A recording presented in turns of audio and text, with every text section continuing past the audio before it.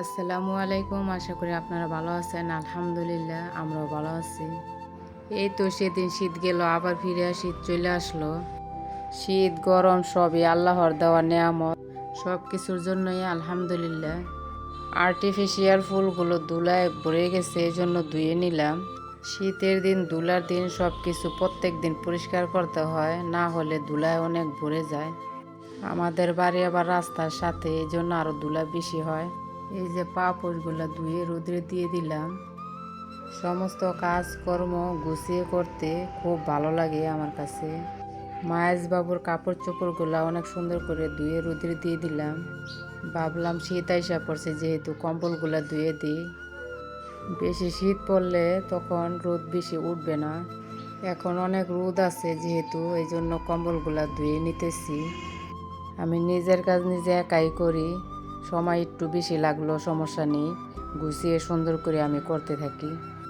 আজকে আমি 2টা কম্বল ধুয়ে নেব। ভাবতেছি আরেকদিন সময় করে আরও 2টা ধুয়ে নেব।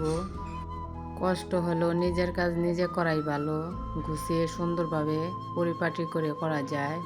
সমস্ত দোয়াদায়ির কাজ আমি ছাদেই করি। হাউস করে টিপকল বসাই নিছি। এই যে দুপুরবেলা রান্না আমি বসাই দিছি। আজকে অনেক রোদ উঠেছে, এই জন্য ফুলগুলো তাড়াতাড়ি শুকিয়ে গেছে। আমি বড় বলে ফুলগুলো তুলে নিলাম। আমি কাজ করতেছি আর রান্না করতেছি।